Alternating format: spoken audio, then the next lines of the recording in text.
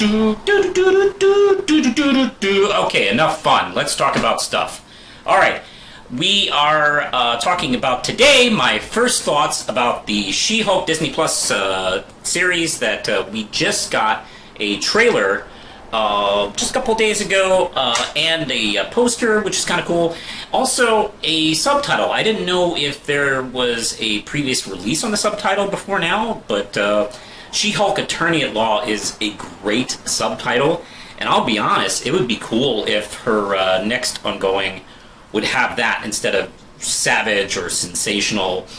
Attorney at Law would be really great. That would actually have been a great subtitle for either the Dan Slott or the Charles Soule runs. They both had like a big focus on her work as an attorney.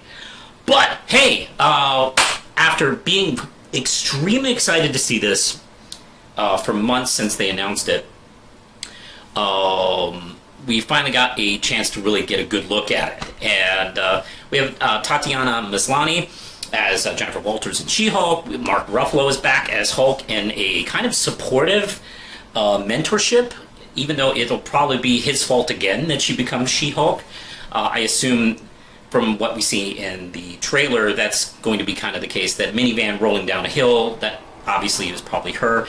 In the comics, she was shot, and I can not remember, I think she was driving, maybe, if I remember correctly. I have to go back and look at the issue, but she was shot by people she was investigating as a lawyer, and Bruce just happened to be there and gave her a quick blood transfusion, and that turned her into She-Hulk, which he has not done that again since then.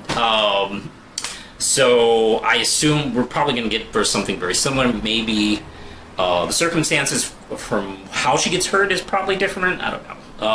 But I think that's kind of what we're looking at. So the trailer like goes into kind of like a little bit of Mark Ruffalo, and Mark Ruffalo's Hulk is kind of all over the place in this. I thought maybe we'd get a cameo because their relationship goes back and forth from being close to distant.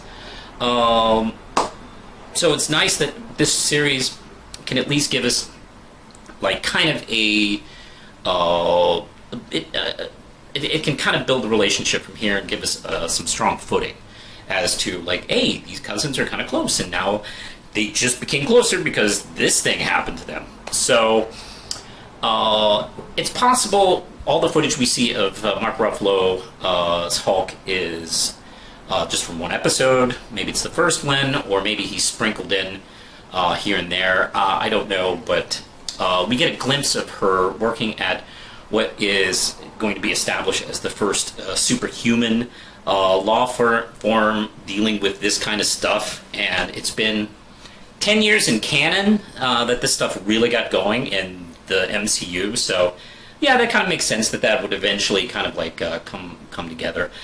I don't know if she's She-Hulk or not at that point, but it kind of deals with her kind of just wanting to blend in and just be a lawyer and be focused on work, and then the party starts to happen after she becomes She-Hulk, and she gets really into the idea. And that's something that I'm really excited for, because I know there was some talk about who should play She-Hulk and stuff, and sometimes I would hear like, you know, like big women who kind of like do like action roles and stuff like that, and like that's completely missing the point of who She-Hulk is. She-Hulk is a funny character. She's kind of a smartass. She's really wise and really thoughtful, and kind of like she's kind of smart as a whip, and she's very sardonic about like the superhero world she lives in and the law world she lives in. And you need somebody with like some good, strong comic timing. And you know, I was thinking about you know, my first choice was I can't remember her name, but she plays Mrs. Maisel on the Marvelous Mrs. Maisel. Somebody like her, you know, that kind of like actress. And I think let's see, Tatiana Maslany, I think, God, she really nails it. She's an excellent actress, and from what I see in this trailer, man, her comic like timing is really good, really strong, and that's kind of what you need for this character. She can go serious, but her default is kind of being a smartass, and I really like that. Oh, and it looks like she's like sleeping around and kind of dating, enjoying partying, and being She-Hulk and being a lawyer at the same time. And she is kind of she was created in at the end of the 70s and the beginning of the 80s, and that kind of like mindset that was kind of in the public eye, that this kind of question of women doing it all, and can they do it all? Like, can they balance all this stuff? Like, oh, a career and a family and, you know, life and all that stuff. And She-Hulk was kind of, I don't know if that was on purpose, but I think she kind of eventually became that kind of character where, like, she has to kind of, like, you know, shrug it off and kind of figure out how to balance things and kind of deal with the pressure. And she kind of, like, uses her humor to kind of like offset the pressure and all that kind of stuff. And man, this is really, really entertaining.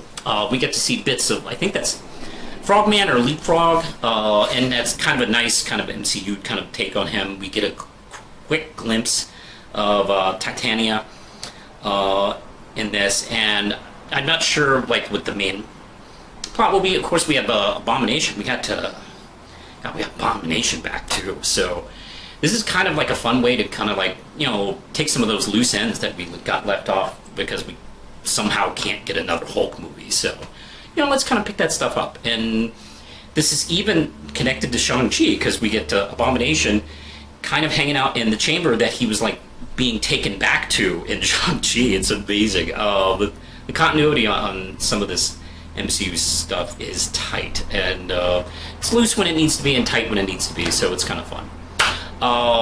If you can't guess, I'm very excited about this. I'm a longtime She-Hulk fan, and kind of seeing this come together in this way is just a lot of fun. I will say, I didn't talk about the thing everybody seems to be talking about, at least as a criticism, is the CG. And, excuse me, I live in the city, so everyone drives something very loud.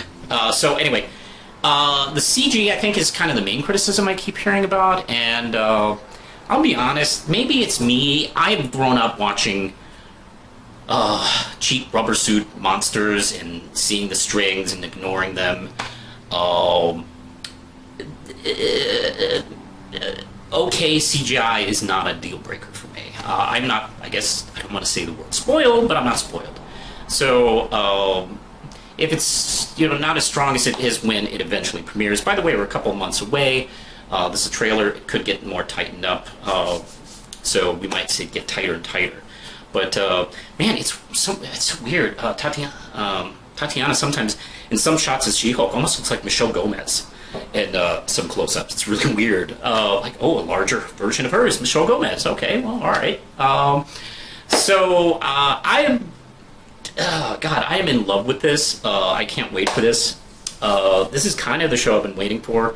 And yeah, it's also kind of, I think, badly needed. This in the Ms. Marvel show that's coming out, because there have been several MCU projects that have been a bit of a downer on some of the material they've been working with. So it's kind of nice to see a little lightheartedness thrown in here. But oh my god, I think this is going to be fun. I think it looks great, and I can't wait to see it. So what did you, the viewers at home, think? Let me know in the comments below. Did you like, love, have interest, not interest? Let me know. You can like, subscribe, hit the notification bell for all things Manos. You can also see me at social media stuff. I am at, oh man, what do you call it? Instagram, Twitter, I got a Facebook stuff, I got a Tumblr. And you can find me there and support the channel and Manos Publishing, just $1 a month at Patreon. Don't forget, we also have a comic book, Red Knight. We have a trade paperback coming out soon. There's going to be a Kickstarter campaign for it this summer, so keep an eye out for it. And the comic is available at manospublishing.com. I think that's it for now, so smash that button, Lindsay.